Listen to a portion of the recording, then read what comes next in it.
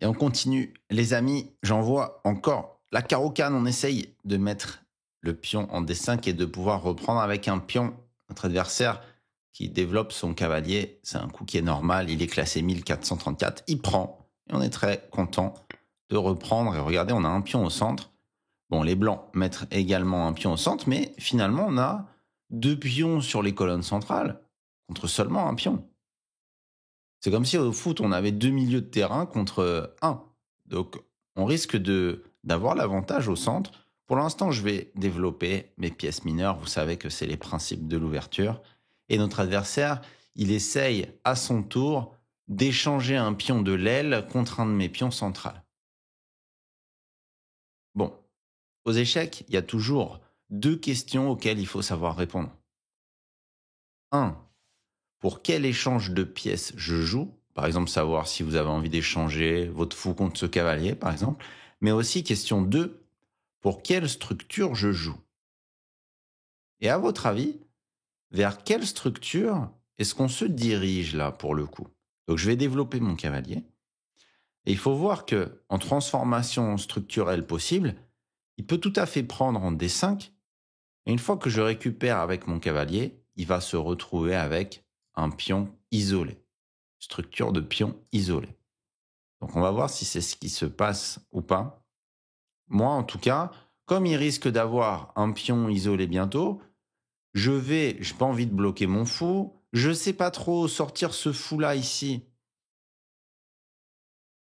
Ça m'inquiète un tout petit peu parce qu'il pourrait sortir sa dame. Souvent, faut se méfier de ça. Et attaquer mon pion B7, attaquer 3 fois mon pion D5. Je sens que j'ai des problèmes dans la position. Donc je vais jouer G6. C'est ce que j'aime bien faire dans cette ouverture qu'on appellerait, je pense, l'attaque Panov contre la carocane.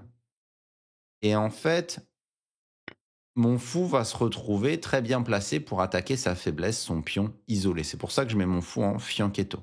J'espère que vous avez compris.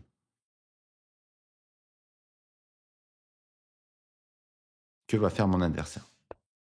Il joue dame en B3. D'accord? Donc il attaque 2 fois mon cavalier. Que faire? J'ai pas trop envie de déplacer mon cavalier. Parce que, justement, un pion isolé, c'est assez connu qu'il faut le bloquer. Parce que s'il avance, il prend beaucoup d'espace, il chasse nos pièces et on risque d'être embêté. Donc j'ai pas trop envie de déplacer ce cavalier. Est-ce que je peux le soutenir avec mon pion? Oui, mais en cas d'échange, je vais me retrouver moi-même aussi avec un pion isolé, d'accord? Et enfin, est-ce que je pourrais essayer de le soutenir peut-être avec mon fou? Je suis pas sûr. Parce que je perds ce pion, ça m'inquiète un peu. Est-ce que maintenant j'ai envie de prendre ici? Si je prends ici, il récupère avec son pion. En fait, il a plus de pions isolés, mais il a ce qu'on appelle des pions pendants. Deux pions, c'est des pions pendants, c'est comme un pion isolé, sauf qu'ils sont deux finalement. Ok, donc peut-être que prendre ici, c'est intéressant. Le problème, c'est qu'après, une fois qu'il prend, si je me développe, il risque encore une fois d'avancer et de me chasser. Pas facile à gérer cette position. Je dirais que de tout ce que j'ai calculé, ce qui me semble le plus sous contrôle, le plus solide, c'est E6. Alors je sais que je vous ai déjà dit, normalement, on n'aime pas ouvrir notre fou sur deux diagonales comme ça. C'est pas un truc qu'on aime bien faire. Maintenant, ici, pour le coup, on n'avait pas trop le choix par rapport à toutes les options que je vous ai montrées. Il joue fou C4. Il respecte les principes de l'ouverture et il nous met en difficulté, ce joueur. Qu'est-ce que vous jouez? Il va falloir être précis pour le coup. Donc, qu'est-ce qu'il veut, lui? Il attaque 3 fois ici. On défend que 2 fois. Pour autant, avant de penser à défendre, peut-être avec ce cavalier ou quoi que ce soit, je regarde les coups forcés, les échecs, les prises et les menaces.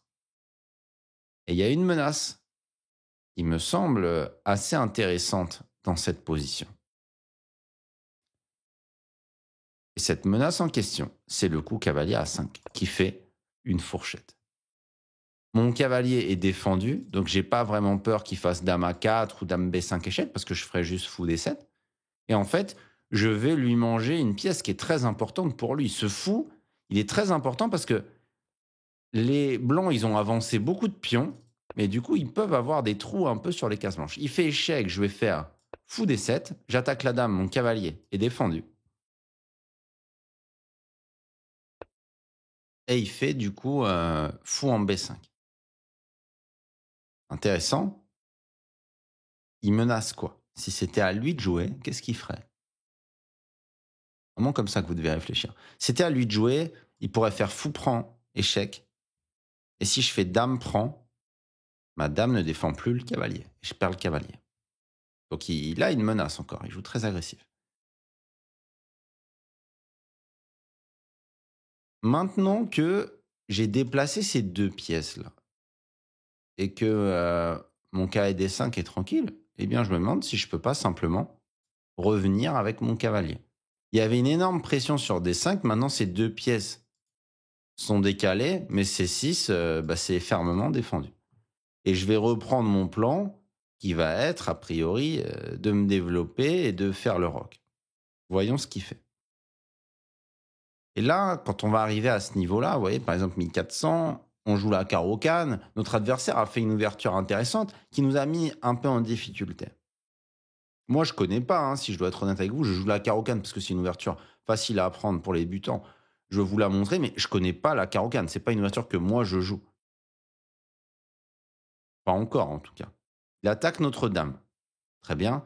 Alors ici, je vais faire un coup de développement, toujours pareil. Hop, je me développe.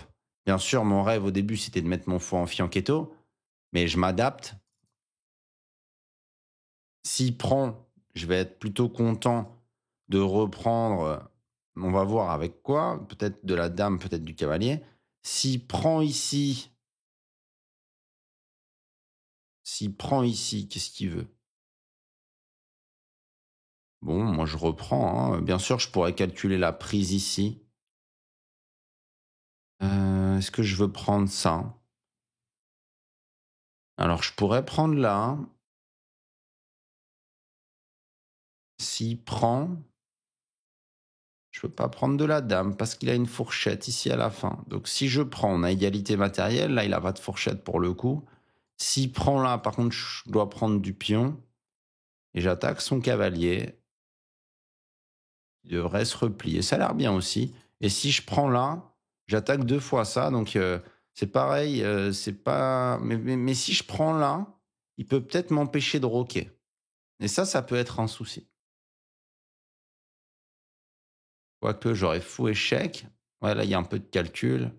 Bon, mais le meilleur, ça m'a l'air d'être ça. J'ai calculé, j'ai essayé de vous montrer un peu les calculs que j'ai fait dans ma tête. Pour éviter fou H6, ça me semble être le meilleur. Et ce que j'étais en train de vous dire, c'est que quand là, on arrive au niveau auquel on va rencontrer des joueurs qui respectent un peu les principes d'ouverture, qui peut-être même, ils ont vu des vidéos, ils ont des idées de pièges, d'ouverture eux-mêmes, de répertoire contre la carocane.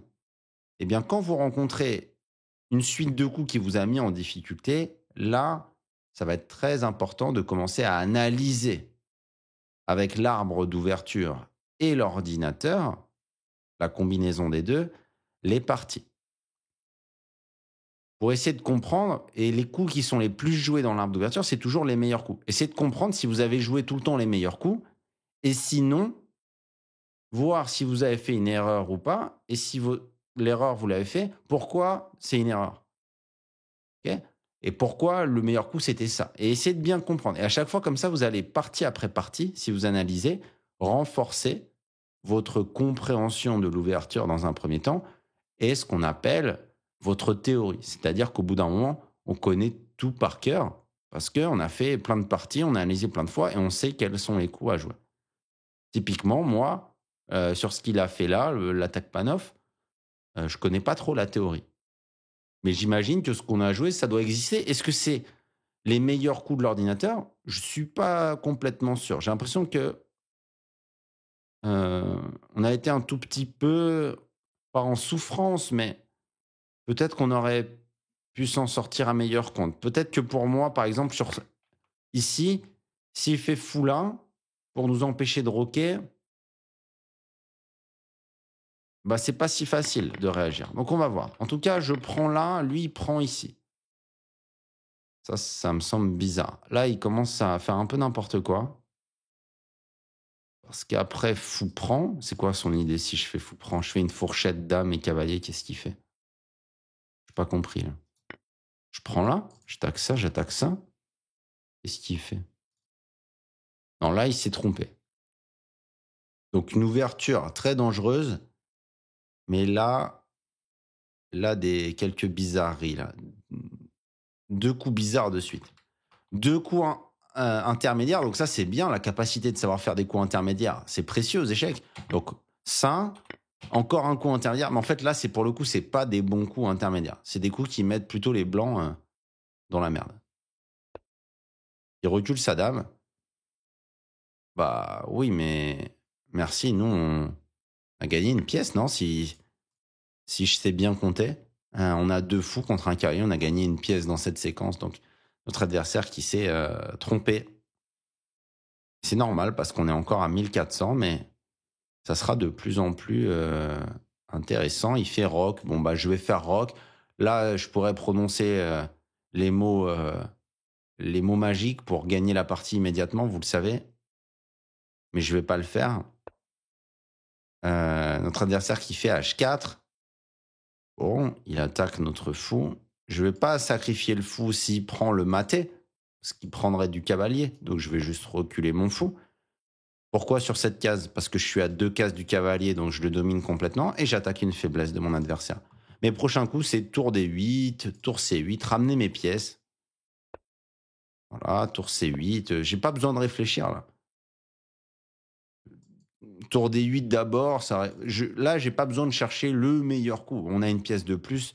Si je fais pas de dinguerie, on va gagner. C'est pareil dans vos parties, hein. Bien sûr, je pourrais essayer d'échanger les dames, échanger ici pour simplifier. Tout va être bon.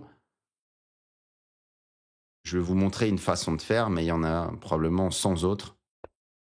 Voilà, donc il fait ça. Donc là, je vois que pardon, j'aurais dû vous faire chercher il y a un signal faible, un alignement suspect. Bon, bah écoutez, je vais faire l'enfilade.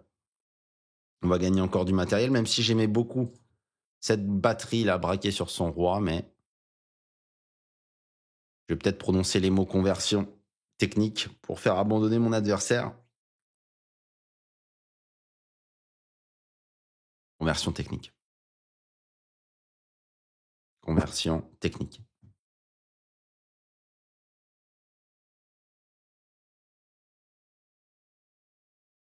Conversion technique. Bon, désolé, je deviens un peu fou là, tout seul. Je suis chez moi à faire les vidéos là. Je vais peut-être devenir fou comme Bobby Fischer. Ok, bon bah je prends sa tour. Et puis comme je vous ai dit, hein, je ramène ma dernière pièce qui faisait rien. Voilà, maintenant j'ai mes tours bien placés, j'ai mon fou bien placé, j'ai ma dame bien placée. Et au prochain coup, je vais chercher à tactifier probablement parce que tout est bien placé. Bien sûr, comment je pourrais encore un peu améliorer mes pièces? Lui, alors des fois vous me dites: «Ouais Jo, on aime bien quand tu proposes les meilleurs coups pour l'adversaire». Là, je propose aucun coup, hein, pour les blancs parce qu'il y a aucun coup qui va sauver les blancs. Les blancs sont foutus, ils ont une tour de moins. Donc là, le seul coup que je pourrais recommander, c'est de cliquer 2 fois sur le drapeau Lichess.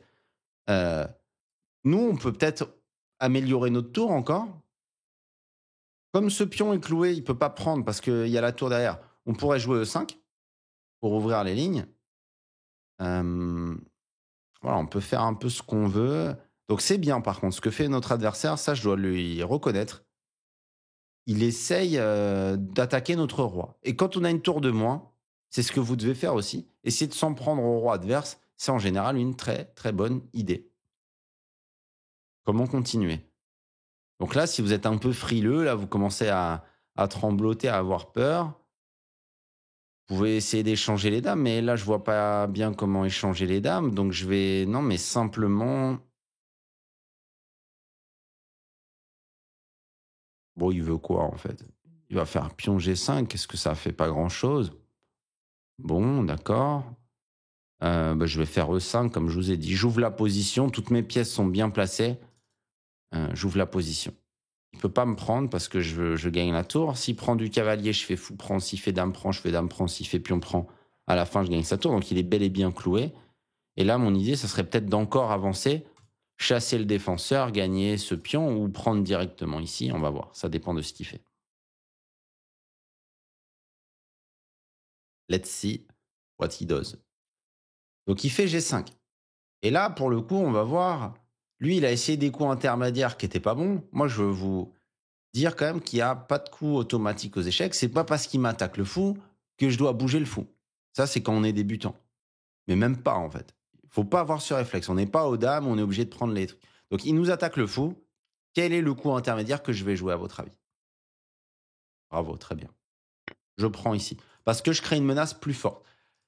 C'était pas nécessaire.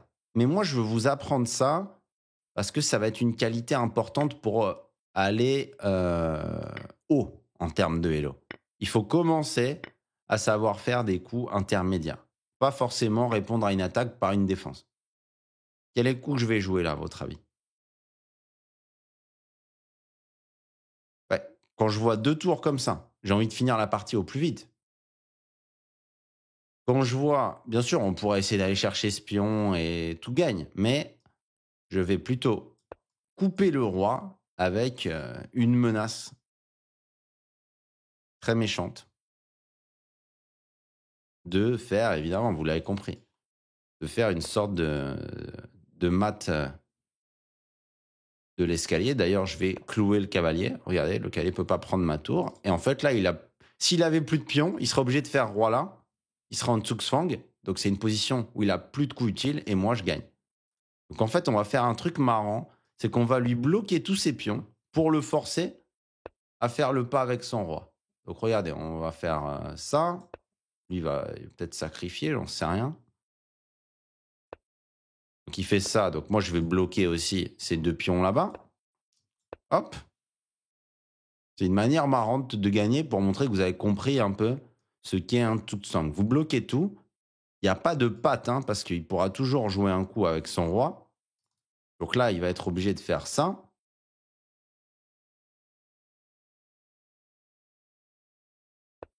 Ok. Donc là, par exemple, je mange. Il va être obligé de faire ça. Et à vous de trouver ce qu'on va jouer sur pion F7. Bon, il abandonne. Il ne nous laisse pas aller au bout de... C'était pas pour se moquer de lui, hein, c'était pour vous montrer le fameux Zugzwang. S'il avait fait pion F7, par exemple, je fais un coup d'attente avec ma tour, n'importe lequel. Il a plus de coups, il est obligé de faire roi G1 et on fait mat de l'escalier. Ok. On continue. Et on affronte un joueur à 1400 et on a les blancs et je vais jouer E4. Les amis, il fait E5, je développe mon cavalier et j'attaque son pion E5. Il le défend et je pourrais jouer l'espagnol, je pourrais jouer les 4 cavaliers, je pourrais jouer l'écossaise, mais je vais jouer l'italienne. Pour moi, quand on commence les échecs, c'est une très bonne ouverture. On met le fou tout de suite en contact avec le point le plus faible de la position adverse et on prépare le roc. Notre adversaire qui joue H6, parce qu'il a peut-être peur que j'aille l'embêter là-bas, mais H6, c'est pas terrible parce que c'est pas un coup de développement. Donc moi, je vais continuer mon développement pour voir ce qu'il fait. Est-ce qu'il va continuer à faire des coups inutiles ou est-ce qu'il va se développer? Un autre coup possible, c'était tout de suite d'attaquer le centre. Mais voilà, je préfère le laisser. Et ça, c'est un conseil que je vous donne. Quand votre adversaire il fait des coups un peu bizarres, laissez-le encore se tromper. Et là, je ne sais pas si certains, peut-être que certains, ça vous fait peur. Vous dites, ah mais merde, il m'envoie les pions, je sais pas ce que je vais faire de ce cavalier, il va m'envoyer ça, il va affaiblir mon roi, je vais me faire mater. Du calme, les amis. On n'en est pas là. On ne peut pas gagner aux échecs en ayant sorti 0 pièce. Hein, une. Et là, il y a une règle que vous devez deviner. On va jouer à un jeu là. Vous devez deviner la phrase que je m'apprête à prononcer qui concerne cette position précise. Mettez sur pause si vous voulez réfléchir. Ceux qui me connaissent là, bravo. J'espère que bientôt, j'aurai ma voix qui résonnera dans votre tête. Attaque à l'aile, réaction centrale. Quand on subit une attaque à l'aile, si on peut, en général c'est très fort, de réagir au centre. Parce qu'une attaque à l'aile, pour la mener, il faut que le centre soit fermé, soit sous contrôle. Mais on ne peut pas attaquer à l'aile avec un centre qui est en train d'exploser. Ça ne marche pas. D'accord? Et donc, là, c'est un bon coup. Notre adversaire qui essaye de stabiliser le centre. Mais est-ce qu'il va réussir? Moi, je prends. J'essaye d'ouvrir le centre. Qu'est-ce qu'il fait? Il prend. Ok, bah il se passe des choses au centre. Donc, il n'a pas le temps de m'attaquer. Regardez, j'ai même plus mon cavalier là. Donc, je suis même plus inquiété qu'il avance et qu'il me chasse mon cavalier. Je prends. On arrive là. Donc, attaque à l'aile. On réagit au centre. Parce que comme ça, l'adversaire n'est pas tranquille pour nous attaquer. Il est obligé de réagir à ce qui se passe. Il y a une sorte de court-circuit qui se fait au centre de l'échiquier.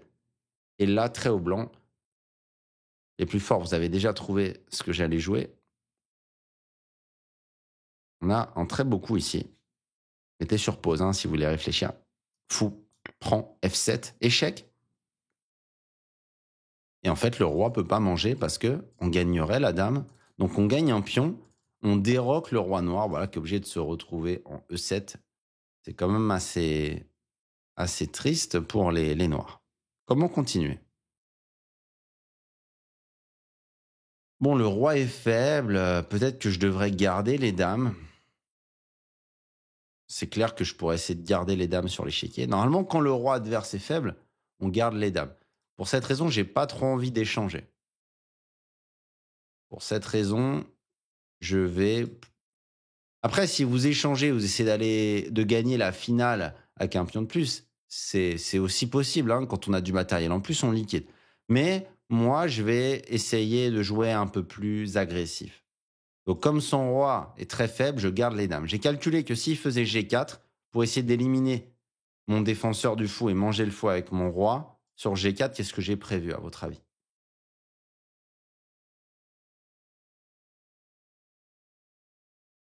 J'espère vraiment que vous progressez avec moi, mais j'ai pas trop de doutes là-dessus. Si vous regardez régulièrement les vidéos, n'hésitez pas à les revoir, même une fois, deux fois, trois fois. Moi, ça me fait gagner plus de sous, mais franchement, pour vous, je pense que c'est une bonne chose aussi. Ok, sur G4, oui, heureusement, il fallait l'avoir vu. Je peux glisser ici. Comme ça, je continue à défendre mon fou. Et là, madame, personne ne peut l'embêter, a priori. Ok. Et en plus, j'ai une belle batterie. J'attaque deux fois son cavalier. Donc, je menace de gagner une pièce. Bilan des cours, j'ai un pion de plus. Son roi est très faible. Ok. Et il joue son cavalier ici. Très, très bien. Qu'est-ce que je vais jouer, à votre avis? C'est sur pause si vous voulez réfléchir. Est-ce que tour D1 est un bon coup? Tour D1, j'aimerais bien, mais il me prend et c'est mat. Alors, cavalier C3 plutôt. Je défense pion, je me développe, et là, je vais pouvoir peut-être jouer tour D1 maintenant pour améliorer ma tour. J'aurais pu aussi, certains se sont peut-être dit, ah, mais le fou, on le met en G6. Comme ça, après, on ramène la dame en F7. Le problème sur fou G6, à votre avis, c'est quoi? C'est qu'il aurait pu s'opposer avec fou E6 sur la diagonale. Ok. Donc, il va falloir qu'on prépare un peu. Bon, lui, il continue d'attaquer, mais c'est pas mal, c'est instructif peut-être pour vous. Le problème, c'est quoi? Je vais jouer quoi ici, à votre avis? Bien sûr qu'on avance des pions. Bon, il espère me mater, voilà, m'affaiblir le roi. Il me fait une marée de pions. Ça marcherait si on était en roc opposé, si son roi était bien à l'abri, s'il était développé. Là, il a sorti aucune de ses pièces, ça peut pas marcher. Et en fait, quand les pions avancent, n'oubliez pas, bien sûr, ça a l'avantage de prendre de l'espace, d'être dangereux peut-être à terme, mais ça laisse aussi des trous. Là, son pion qui est passé là, il ne défend plus cette case. Et là, j'ai un super alignement. Donc, merci. Il m'aide là, en faisant des trous partout. Ça, c'est bien placé. Ça aussi, ça aussi, ça aussi. J'ai la tour qui arrive. Je pense qu'on est au 12e coup. Cette partie, elle ne devrait pas durer bien plus longtemps. Alors, on va rester précis. On va essayer. Que faire ici? Honnêtement, il y a vraiment beaucoup d'options. Ça, c'est bien. Ça, c'est bien. Ça, c'est bien. Tout est bien. Hem, je vais faire ça. J'attaque la tour. Je garde le contrôle pour pas qu'il puisse faire fou E6, ce qui aurait été le cas probablement sur fou G6. Donc là, j'imagine qu'il va jouer tour G7, ça serait assez normal. Il m'attaque les 2 fous et là, il va falloir lui donner le coup de grâce, là. Là, je me sens un peu comme un toréador. Bon, je suis contre la souffle. Bon, OK, je veux pas rentrer dans ce débat. Tour G7, qu'est-ce qu'on joue? On a vraiment l'embarras du choix, là. On peut jouer tour D1. Mais encore plus fort, je pense, c'est de faire un échec ici. Le cavalier est cloué, je renforce le clouage. Il est presque mat, non? Où est-ce qu'il peut aller? Donc il vient là. Bon, qu'est-ce que vous faites? Ça, c'est bien, mais c'est encore mieux de faire coup forcé, échec. Ça sent le roussi, là, pour notre ami. It smells the roussi, là.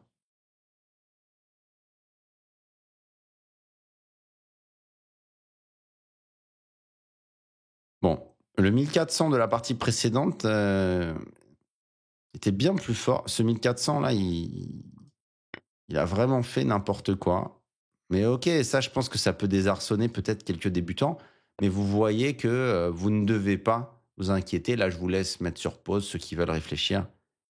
Pour les plus débutants, hein, qui sont encore avec nous là à 1400, il y a un mat en un coup. Bravo, dame F7, échec et mat. Les amis, tout se passe bien. On s'en fait peut-être une dernière. J'essaie de vous faire des vidéos d'environ 30 minutes. On joue contre Sabir qui est 1430. Il fait E4, je vais jouer. La carocane, on est 1423. Et là, il fait un coup waouh, que j'ai jamais rencontré sur la carocane. Mais c'est bizarre parce qu'il joue 2 fois le même pion. Donc ça aide pas à son développement.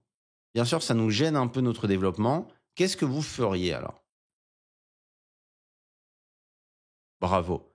Ici, bon, on pourrait faire peut-être D5, mais je préfère D6 pour miner son pion. Il a perdu du temps pour prendre beaucoup d'espace, mais moi, je lui attaque son pion, en fait. Je lui attaque son pion et je suis assez content. Très bien.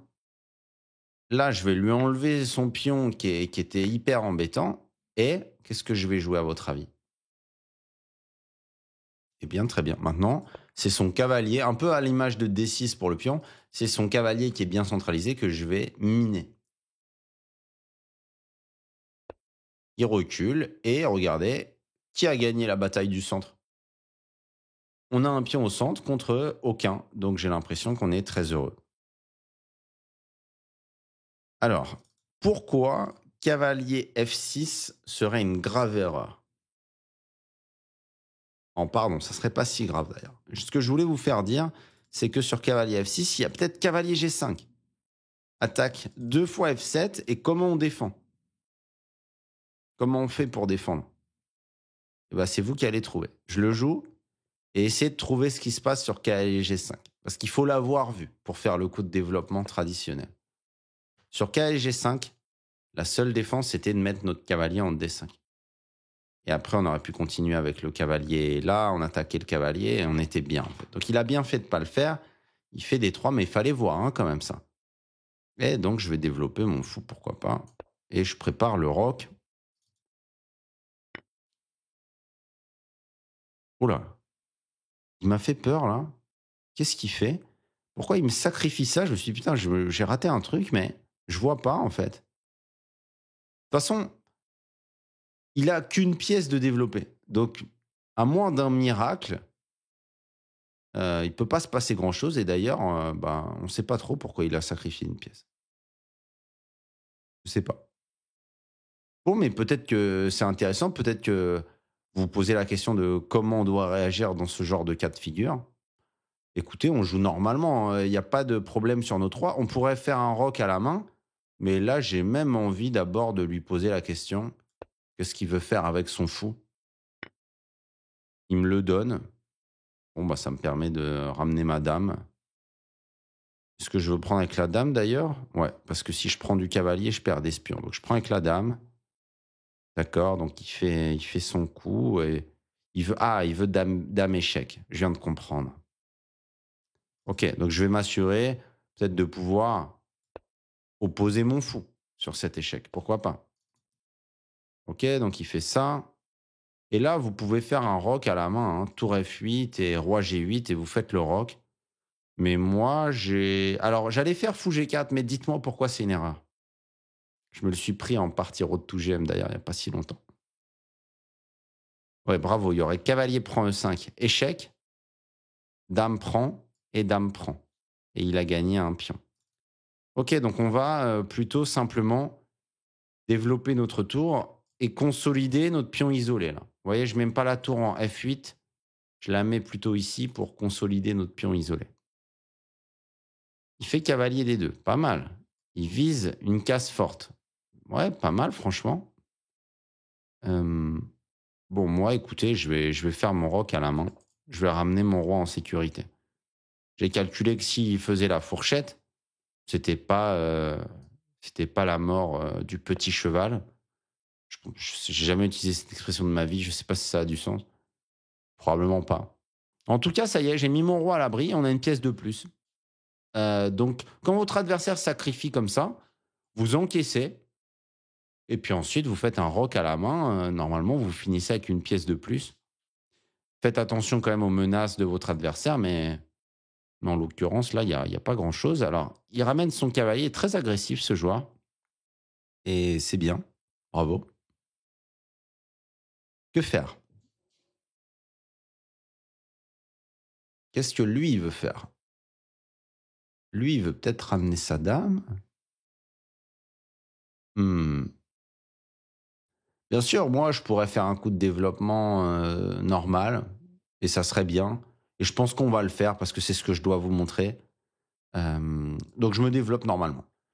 Bien sûr, en partie road to GM sur ma chaîne principale, je regarderai plutôt d'abord les coups forcés avec peut-être, le fou qui attaque le cavalier.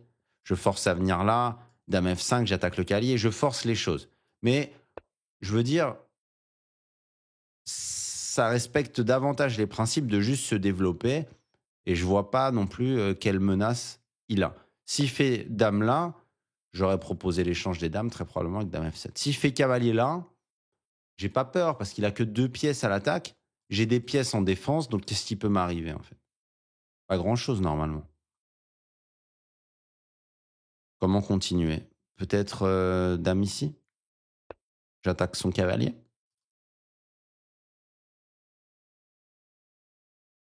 Je vous rappelle qu'on a une pièce en plus. C'est pour ça qu'il a une belle case forte, parce qu'il a sacrifié son fou contre ce pion, c'est bien joué. Il joue pas mal ce joueur. Je lui proposais l'échange des dames pour voir comment il réagit. Quand on a une pièce de plus, évidemment, échanger les dames, vous le savez, c'est magnifique. Voyons comment il réagit. J'attaque son cavalier, j'attaque sa dame, normalement. Fin de l'attaque pour lui.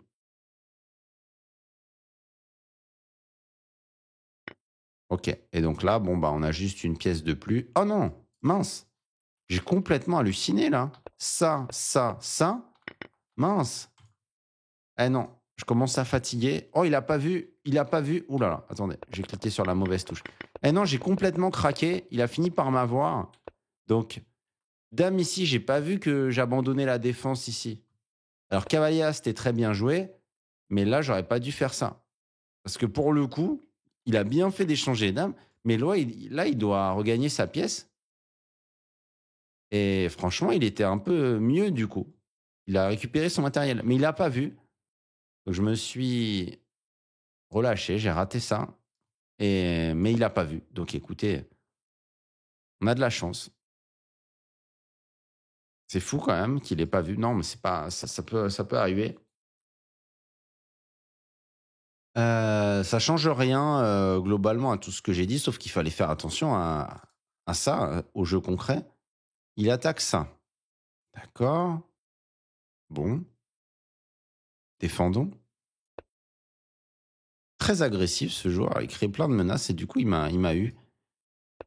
Je vais attaquer son cavalier, là normalement son cavalier il est enfermé.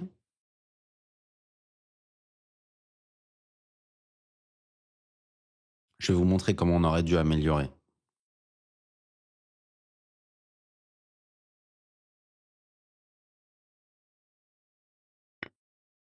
Donc il prend ici échec, d'accord. Donc je reprends. Si ça liquide, j'ai une pièce de plus, donc je suis très heureux. J'attaque ça, j'attaque ça. Il vient là, je prends ça. J'accélère un peu parce qu'on a une pièce de plus. Donc là, il n'y a pas grand-chose à faire. Repérer si on a des pions passés. Et là, quel est le coup que je vais jouer à votre avis? Là, j'ai 3 coups candidats. Le premier, ramener ma tour qui fait rien. Le deuxième, ramener mon cavalier qui fait rien. Le troisième, jouer F5 pour créer un pion passé. Je vais faire dans l'ordre. Je vais d'abord ramener ma pièce la plus forte qui ne jouait pas. Quand vous avez le choix, ramenez d'abord votre pièce la plus forte avant de ramener le cavalier. Là, je vais ramener mon cavalier en jeu maintenant. Vous voyez, ça, c'est vraiment la technique basique, hein. Et ensuite, je vais créer mon pion passé. C'est lui. Pion passé candidat. Alors, attention à ce qu'il me fait. Bon, lui, il essaye de créer du contre-jeu ici. Comment vous réagiriez? Pour quelle structure vous jouez? Quelle est la structure? Quel est le coup qu'on peut jouer qui va générer le moins de problèmes à résoudre pour nous dans cette conversion technique? Très bien. On avance. On avance comme ça. Maintenant, il y a un 2 contre 2. S'il avance, on pourra bloquer. S'il avance, on pourra bloquer. Donc, c'est parfait pour nous. Et là, on commence notre plan d'avancer nous-mêmes notre pion passé jusqu'à dame. N'oubliez pas, là, on est en finale. Donc, aller à dame avec nos pions, c'est le moyen le plus rapide de gagner en général. On pourrait aussi essayer juste d'échanger des pièces, de simplifier. Je pourrais aussi améliorer encore mon roi. Je peux faire tout ce que je veux. Son cavalier est un peu hors jeu. Voilà.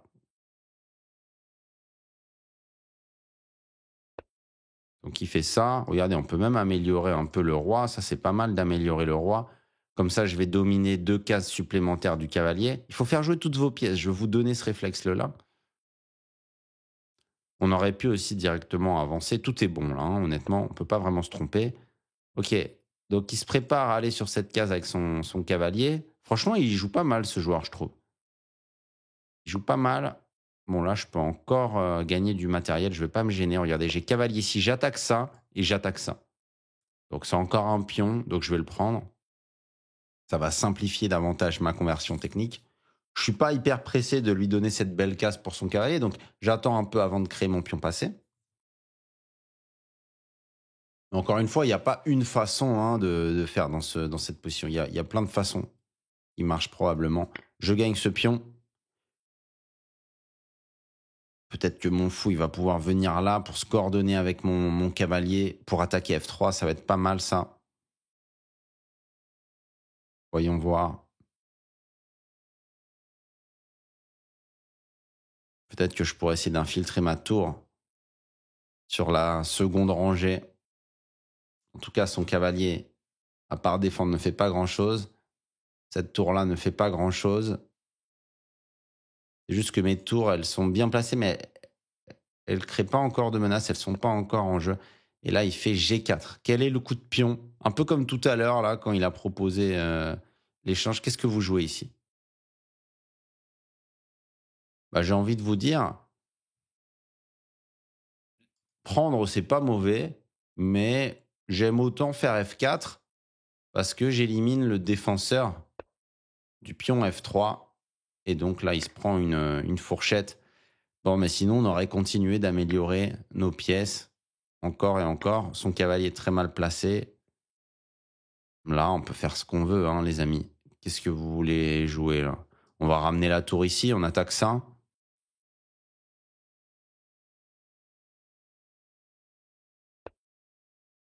Ok, on peut peut-être attaquer le cavalier, essayer de ramener l'autre tour, infiltrer. Là, on va le mater, hein, on a fou, tour. Là, on va vraiment y aller pour le mater, hein. On a 3 pièces avec les 2 pions. Il n'y a pas besoin d'aller à dame pour le coup.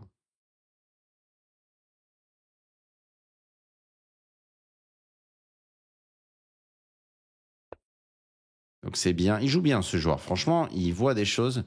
On a monté d'un niveau là. Ça se voit assez clairement. Euh, je vais rentrer ici avec ma tour. J'hésitais à faire fou C6 pour attaquer ça. Vraiment, tout gagne, hein. C'est pour ça que je vous fais même pas réfléchir ici. Donc, il fait ça, très bien. Donc, moi, je sais pas, je vais venir prendre ce pion. Vous voyez, je peux faire un peu comme je veux. Je prends là. Et puis là, on va amener encore un attaquant. Visiblement, j'arrive pas encore à le mater avec mes 2 tours. Donc, on va ramener encore un attaquant. Je vois que s'il essaye d'infiltrer, c'est contrôlé. Donc, il n'y a vraiment aucun contre-jeu. Il avance. Ça ne me dérange pas de prendre une fois. Et là, j'avance. Là, je menace mat. Je menace mat. C'est un bon joueur. C'est un bon joueur et je lui fais échec et mat, mais il a montré des belles choses. Alors, d'ailleurs, dommage qu'il n'ait pas pris notre pièce. Enfin, c'est un bon joueur. En vrai, il a sacrifié trop tôt. Très agressif. Dommage, ça marchait pas trop. Il a quand même réussi finalement à nous arnaquer, le petit filou, avec des attaques. Voilà. Et là, en fait, j'ai oublié que madame, elle avait aussi le rôle de défendre ce fou. Donc, ce qu'on aurait dû jouer, peut-être plutôt ici, je sais pas, si on met l'ordinateur, à mon avis, il va dire. Parce que là, on a un signal faible. On a un fou. Je sais pas si vous allez voir, je vais essayer de vous mettre comme ça. On a un fou qui est défendu que par la dame. Et donc, regardez le deuxième coup de l'ordinateur, c'est bel et bien fou E7. Force ça.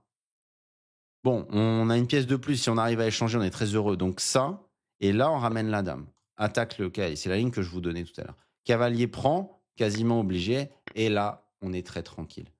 Je vous dis, en road to gem, je jouerais ça, mais là, on va respecter les principes. Comme quoi, jouer les coups forcés, vous devez aussi le faire. Donc là, il y avait les lignes forcées.